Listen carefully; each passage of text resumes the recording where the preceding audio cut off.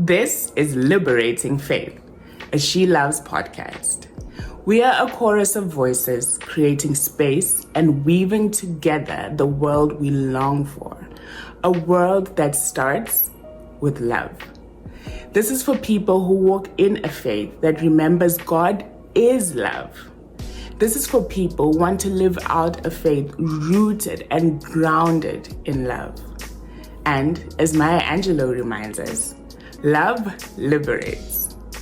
Liberating Faith invites you into conversations, stories, and perspectives from around the globe. SheLoves has always been about creating both safe and brave spaces on the internet, inviting a chorus of voices to create culture together. We embrace an anti-racist faith, a decolonizing faith, a feminist faith, an affirming faith, because we are liberated together. Here, may you feel rooted and grounded in love. May you be expanded in your listening. May something in you become a little more unbound. May something in you soften. May you find what you are looking for now. This is Liberating Faith. Welcome. Hello, everyone, and welcome to the first episode of Liberating Faith, the SheLoves podcast. My name is Leah Abraham. I go by she, her pronouns, and I am joining you from the land of the Pawtucket and the Massachusetts people. And I'm the editor-in-chief of SheLoves, and I'm really excited that you're joining us on this new journey in a new time for SheLoves. Together today around the virtual table of Zoom are the hosts of this podcast, Erin Thomas, Nichole Forbes, and Idelette McVicker. So for the first episode, we wanted to chat a little bit about why we started a podcast named Liberating Faith and maybe share a bit of our stories as to why we're showing up to a conversation called Liberating Faith. And to start with that, I am going to ask Nichole, you first, as to why are you here for this conversation called Liberating Faith, and how did you find yourself on a journey of liberating faith? All right, I'm Nichole. My pronouns are she, her, and I am coming from Winnipeg, Manitoba in Canada. That's Treaty 1 territory, the home of the Cree, the Ojibwe, Oji-Cree, and my people, Métis. And this is such a loaded question, and that's why we've started the podcast. It will take weeks to dive into this and really begin to explain where we're all coming from. But in a nutshell, I was raised in an evangelical, charismatic megachurch, and I was a good church girl. And I became a pastor in a Mennonite town, in a Mennonite church. And it was once I joined that staff and began to see a different expression of faith and a different tradition of faith, even though Mennonites are not a far leap, especially in this area of the country. Mennonites are everywhere. And so it wasn't a big leap, but it began to urge me to question some of the things that I always knew and the approaches I always took to church and worship and faith. And at the same time, really beginning to dive into and understand my cultural roots and my heritage in a more significant way, rather than just, oh yeah, I'm Native, Métis, like whatever, but understanding the depth of what that means for our people now and for the generations who've gone before and the generations to come. And so all of that sort of collided into understanding that my perspective of God is a lot smaller than the actual being of Creator. And so I needed to blow the doors off of that and begin to really liberate Creator in my understanding so I could be liberated and so that I can make more space, because there's always more space. And so that's what got me on this path. And at the same time is that's when I met Idelette, and I'd been reading SheLoves for a while. And Idelette is I always say, a collector and connector of people. She meets people and it's like, oh, you should meet this person and you should join us here. And oh, I think you'd be great in this conversation. Suddenly, like, my world went huge, and I met all these magnificent people and all these intelligent and heartful women that just continue to walk alongside me. And so that's the short-ish story of my liberation and my journey in liberation. And so I'm going to toss that question actually to Erin. And one of my favorite things about Erin is that she is a Christian mystic in the most beautiful way. And I love her approach to faith and community. And so Erin, where's your liberation origin story, and how are you on this path too? And I'm glad you are. Thank you, Nichole. I was born and raised in some fundamentalist evangelical circles. My parents, when I was born, actually had just started their first day of Salvation Army Training College. So, and right now, coincidentally, I'm a pastor of a Lutheran church in Edmonton, Alberta, living and residing on Treaty 6 territory, home of the Cree, the Saulteaux, the Nakota Sioux, the Blackfoot, and also Métis Nation Region 4. So I come by this entrance into ministry somewhat honestly, if not head over heels backwards. There was a lot of trauma that happened growing up in these fundamentalist traditions, a lot of imposed belief systems that created a lot of damage.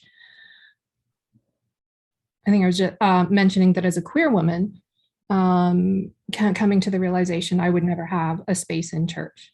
And as a person identifying as female, I would never be welcome into the kinds of ministries that I felt God was calling me to. But in exiting that and losing everything, there was a complete breakdown of self, which, as painful as it was a kind of a necessary process for me. And so what's drawing me and what drew me originally into the SheLoves space and what's here today is that desire not just to deconstruct, but to reconstruct, to grow again, to keep dismantling toxic supremacist systems that we're all embedded in, but to also define new life. Whatever that life might look like for us. For some people, it remains inside of different kinds of forms of Christianity.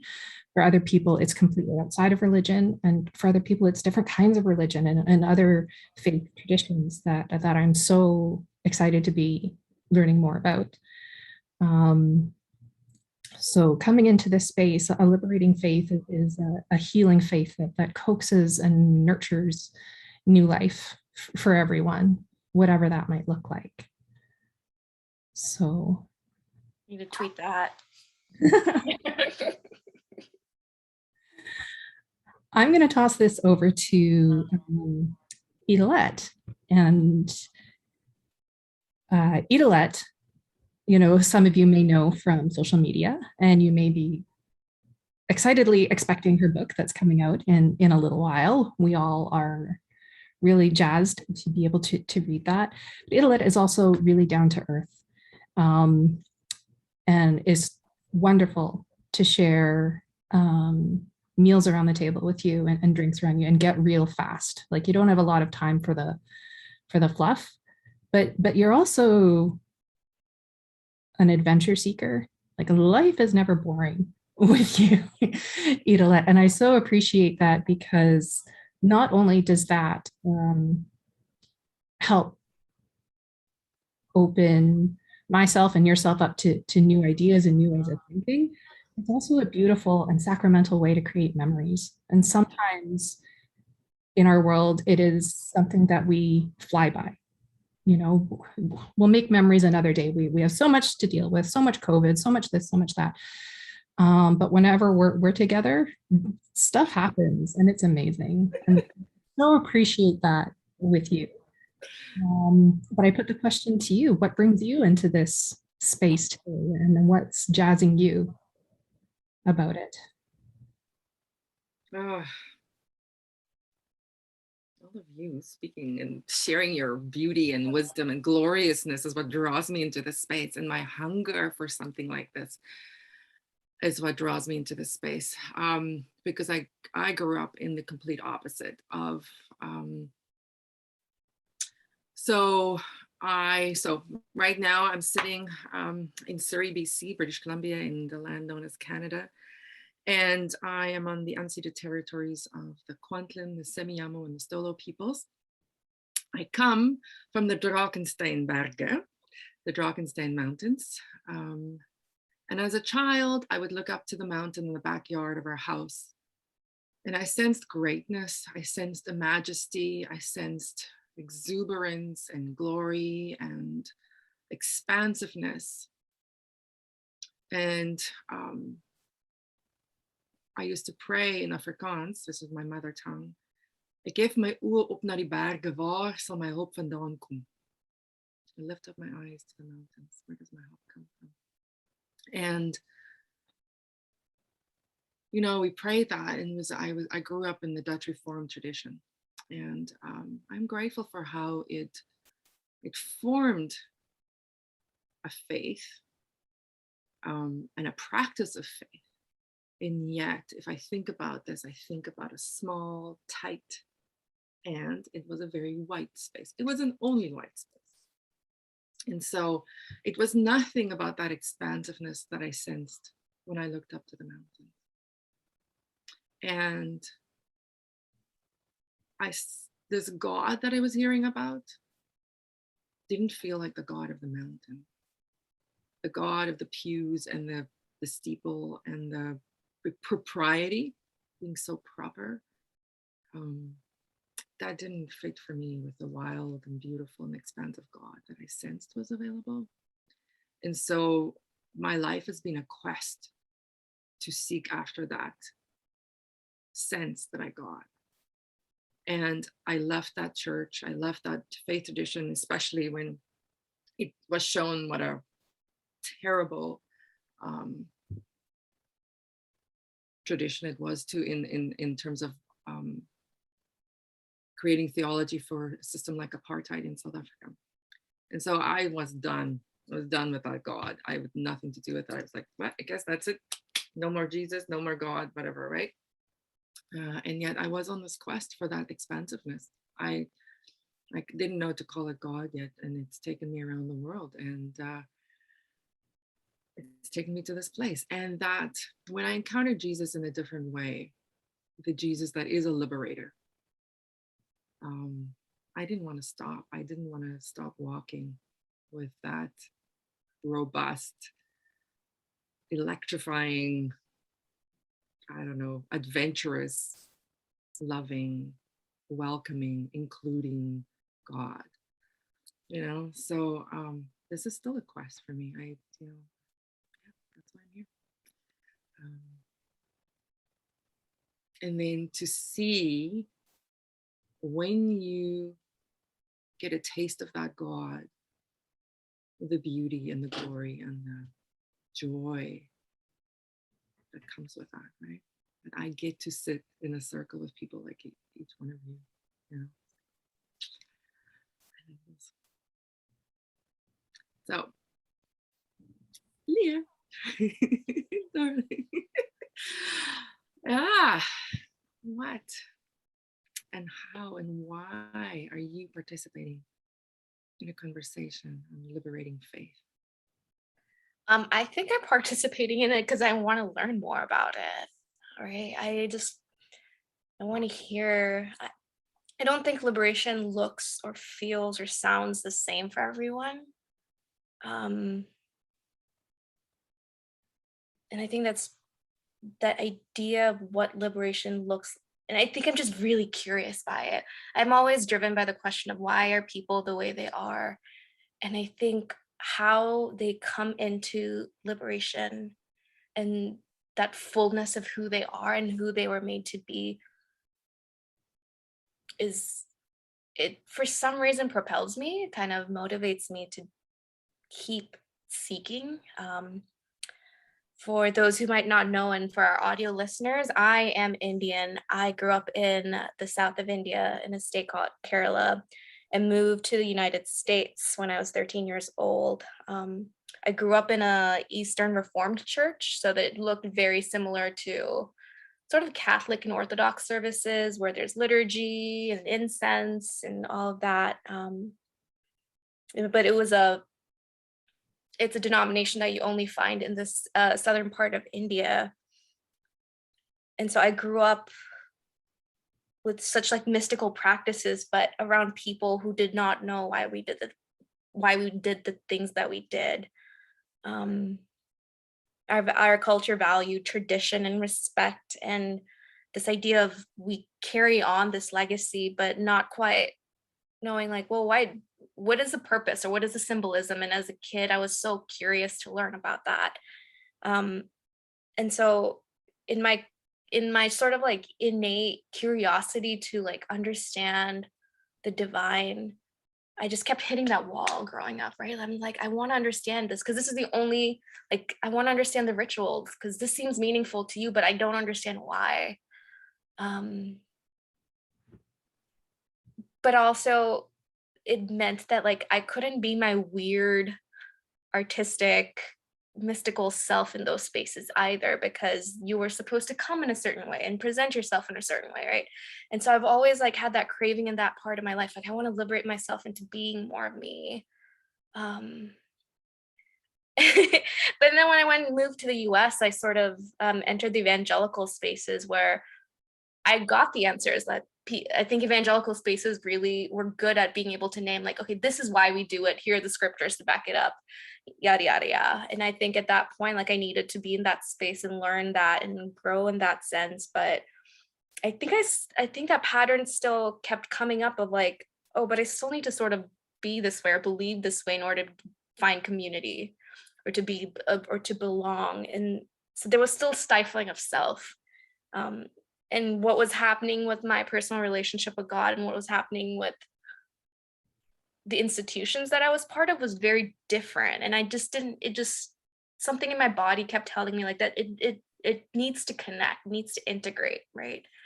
And I think ever since I've moved out of evangelical spaces and like, I'm not currently a part of any church or any institution. And so a lot of my faith has sort of evolved and grown into in a very organic and weird way, in a weird process. But in that, in being able to trust my body and trust that voice that I hear, I feel like I am becoming more into who I was made to be. And through that, I find connection to people and connection to the earth and the space that I live in, and connection to art and connection to joy. And I think that's it as a brown person living in the United States at this time of history, finding joy and being able to fight for my sense of self without having to bow down to just white customs and white ways. Even simple things as learning how to not to dress for the white gaze. It takes a lot of energy, but I think it's still it's all like all of that's really integrated to how I enter and understand my faith. And I think I want that for everyone. I want everyone to find that sort of liberation, especially for people of color, and finding the divine and finding liberation on your own terms. I think there's a lot of freedom and a lot of shalom in that. So it's sort of how and why I'm entering this conversation, if that makes any sense.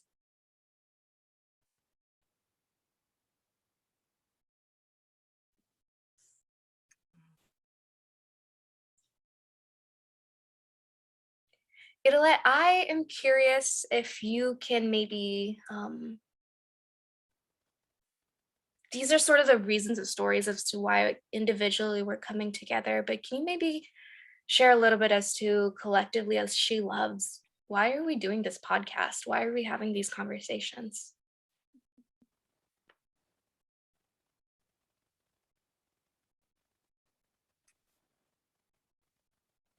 We're doing this podcast because I believe and I feel like we're having these conversations around tables, and we do Liberation Hour with Dangerous Women. We connect with each other, and we have these these really alive conversations and nourishing conversations with each other. And I was like, I think other people need to hear this too. And when we started SheLoves in 2010, the heart of SheLoves was always this expansiveness, right? It comes out of that story, that quest to look for a different world, right? To look for a world that was not based on fear and exclusion and oppressive systems, to look for a world that, and to be part of creating a world that was based on love. Always the essence of love, and love always liberates, as Maya Angelou says. Love liberates, and that's SheLoves in a nutshell, right? And so if I look at the work of SheLoves across the decade, when we see people kind of really encountering a God who is love, people who choose to love first, right? People who we create a circles of love where you're like, you're safe in this place, right? And we work hard for that. And it doesn't, like when things happen, we work at that too, right?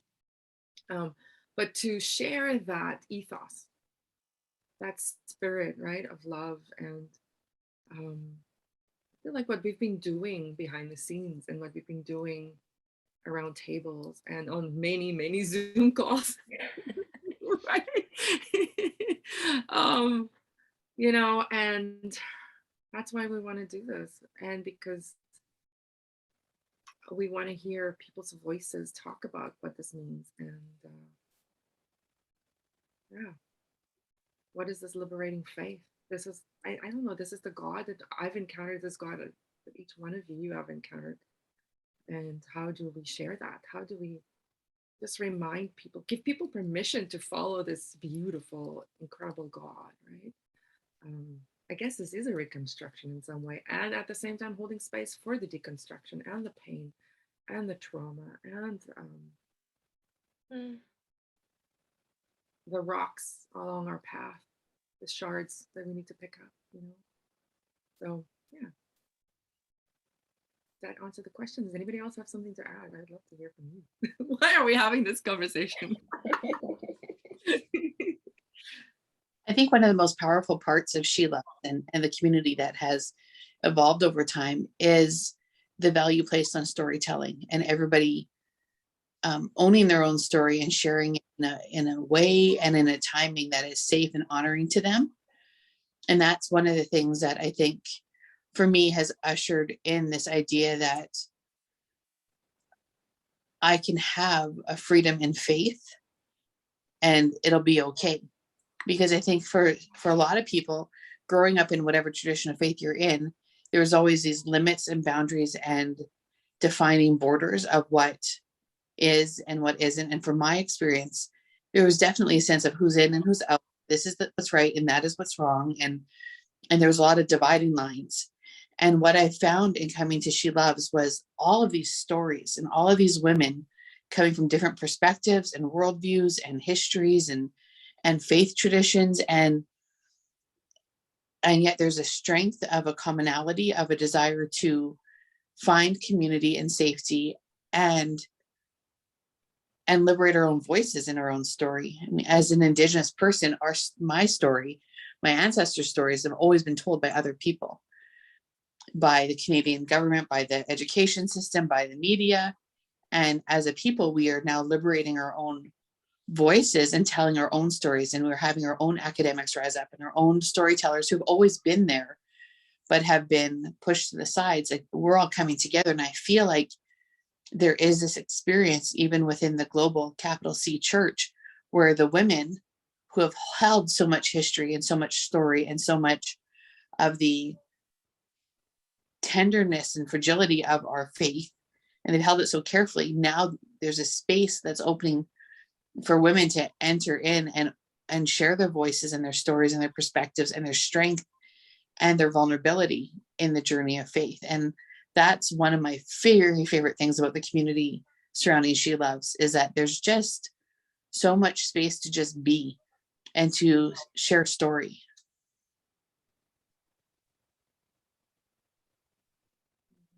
I know for me, I found an incredible amount of liberation in discovering a group that is so ready to put feet under faith.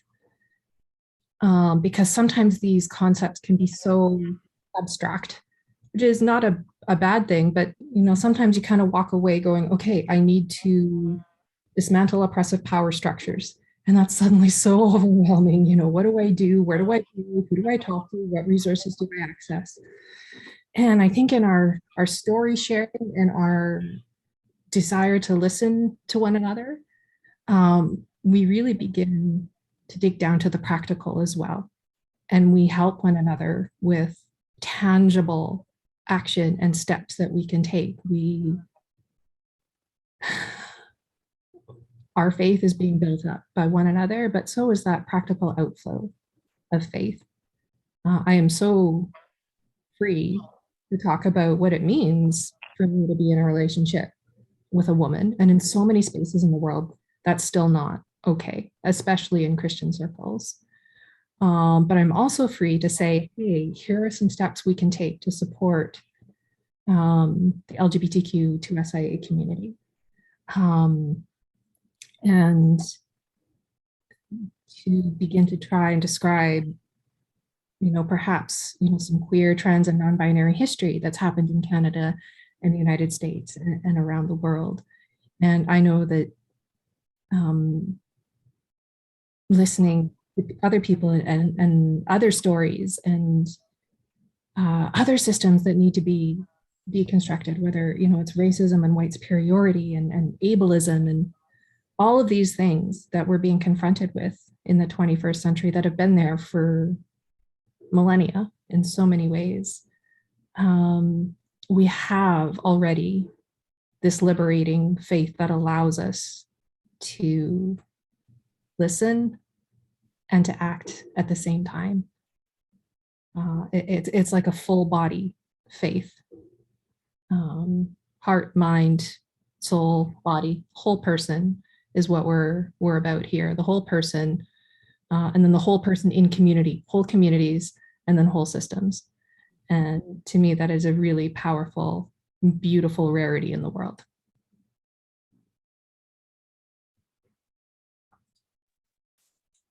This is getting me really excited for this season of our podcast.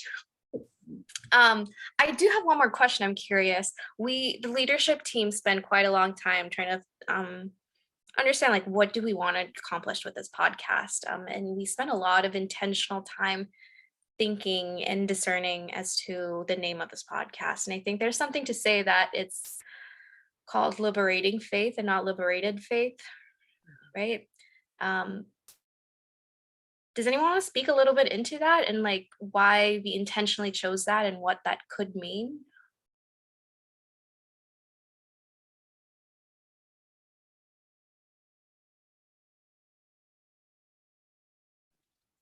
I think in the course of the conversation, we realized that this isn't a destination, it is the journey. And it's such a cliche thing to say. But even, when we talk about faith deconstruction or renovation or reconstruction, it's not there's not a point where this is over and we're not all on exactly the same road going to exactly the same destination.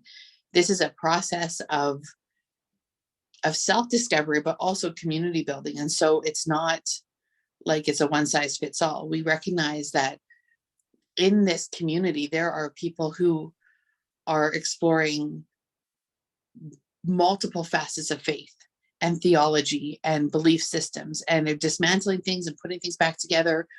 And those things sometimes get taken apart again to be put back together again. And I think what I love is that we're not just about ripping down stuff and leaving you in the rubble of what used to be, but there's an active desire to encourage all of us on this journey to rebuild and to continue seeing a more Christ-like way forward and a more expansive view of Creator in all of this and in all of us.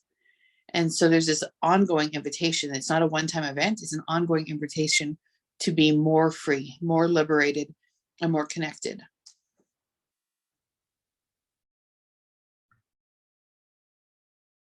And it's thinking of it as yeast, right? Like that's like it works. It's working its way into me and into us, and it's not done. It keeps rising. It keeps kind of doing its work, right? It feels like, yeah, it's the showing up to the journey and showing up to the journey. This is part of my liberation. Sitting in this conversation right now, today, is liberating for me, right? So it's like being just present right now to this and then to the people right in my world. And I think that's the other thing. It's like, it's not out there. It's like draw down the spirit of liberation is right where we are, right? And right where the people who are listening, it's right where you are. It's not just with other people who are talking about it. It's find it within yourself and find it in the honor and the love that you have for the people right in your world too. Like, okay, let's just say not the toxic people, not the ones who are hurting, right? Like not that, but the ones who are a presence of liberation for you, right? Where you feel love, where you feel a warmth. Yeah, I've spoken. I think just building off what both Nichole and Idelette have said already, it really is about the journey. And even saying that is a radical, dangerous act, because so many of us were brought up in traditions where you focus on the afterlife, you focus on heaven, you focus on the end destination, you focus on the goal, because this life is sinful, it's bad, it's evil, it's meaningless. All kinds of theology that really serve to oppress and to damn so many different groups. So choosing to focus here on the present now, the deconstruction and the new life now, it's an act of rebellion and defiance against oppressive systems. And to be able to declare where we are now, this liberating faith that we're exploring and engaging with now, is a way to dismantle the toxic and evil powers of the world. And when I say world, I really want to be careful with that term to not, divide between sacred and secular. World by meaning patriarchy, heteronormativity, racist power structures that have served to cause harm. It is a really defiant way to live in the present. Yeah, the systems of the world. Mm-hmm.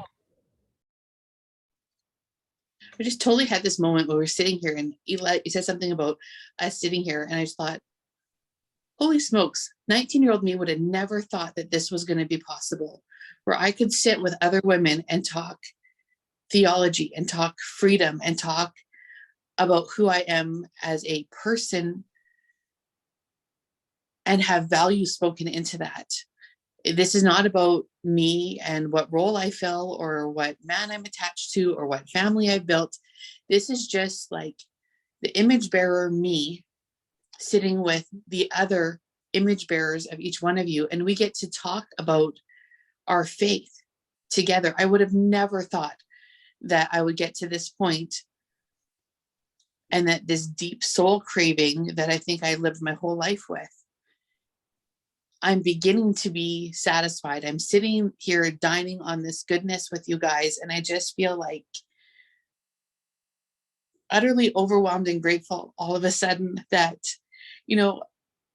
we have been so privileged as this group of SheLoves people and dangerous women to sit in these conversations multiple times. And I think there have been times where I've just taken it for granted that, there's all these really cool people I get to talk to. And then every now and then it just hits me like, we are doing this because there's an intentionality that each of us come here. We intend to hear each other and we intend to listen, and we intend to honor and value and learn from and make space for more stories and more people. Like, that's what we intend to do. And yet here we are tasting the fruit of that. That's happened. It's happening in this moment, and it happened 5 years ago and 10 years ago. And as each one of us are continuing to, okay, I'm getting all like evangelical preachy here. So like, hallelujah, hands up, whatever you want to do. I am just so jacked that this is what we are getting to do, and that we get to meet more people as we move forward with this podcast and with our community. There are stories that I'm going to fall madly in love with that I haven't even heard yet, because someone's going to intend on telling their story and intend on liberating others through their own liberation. And I cannot wait. Woohoo. Yeah, come on.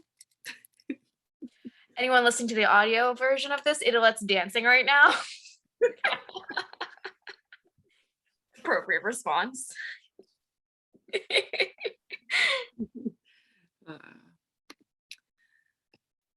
Okay, so this is that, this is that, wow. That we long for every person on this earth who looks for love and belonging, to have that in circles of belonging, right? In circles of honor, circles of love and trust. And just that this, yeah, it's, the ingredients are all there. It's like we've just been learning it. We've been practicing. And we're like, this actually works. Not an individualistic faith, but a communal faith too. Working things out in community. And sometimes it takes a little bit longer, but it is always more beautiful. And yeah, so just over 10 years ago, I was asked to write a manifesto, and it became the SheLoves manifesto. And I remember sitting in a coffee shop and writing this manifesto, and it literally took, I think I wrote it in an hour, because it just poured out of me. It was like 30 years of quest and longing, and the longing for a world that looked a certain way. And I was like, this is it. This is what I want it to look like. And the words of this is like, let us be women who love. And it's an invitation. It centers love. And then also, for me, that word woman is an expansive word. And I want to, when you hear that word woman, I want to hear that in an expansive way, as a welcome for anyone who finds a place within that word. You are welcome within that word. And so let us be women who love. This has become the manifesto, so let's let those words speak to us today and see what they do in us too. Okay, I'm going to read. Let us be women who love. Let us be women willing to lay down our sword words, our sharp looks, our ignorant silence and towering stance, and fill the earth now with extravagant love. Let us be women who love. Let us be women who make room. Let us be women who open our arms and invite others into an honest, spacious, glorious embrace. Let us be women who carry each other. Let us be women who give from what we have. Let us be women who leap to do the difficult things, the unexpected things, and the necessary things. Let us be women who live for peace. Let us be women who breathe hope. Let us be women who create beauty. Let us be women who love. Let us be a sanctuary where God may dwell. Let us be a garden for tender souls. Let us be a table where others may feast on the goodness of God. Let us be a womb for life to grow. Let us be women who love. Let us rise to the questions of our time. Let us speak to the injustice in our world. Let us move the mountains of fear and intimidation. Let us shout down the walls that separate and divide. Let us fill the earth with the fragrance of love. Let us be women who love. Let us listen for those who have been silenced. Let us honor those who have been devalued. Let us say enough with abuse, abandonment, diminishing, and hiding. Let us not rest until every person is free and equal. Let us be women who love. Let us be women who are savvy, smart, and wise. Let us be women who shine with the light of God in us. Let us be women who take courage and sing the song in our hearts. Let us be women who say yes to the beautiful, unique purpose seated in our souls. Let us be women who call out the song in another's heart. Let us be women who teach our children to do the same. Let us be women who love. Let us be women who love in spite of fear. Let us be women who love in spite of our stories. Let us be women who love loudly, beautifully, divinely.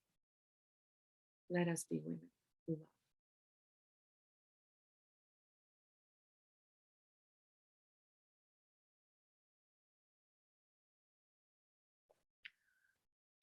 Every time I hear it, every single time I hear it. Thank you. Thank you for sharing that.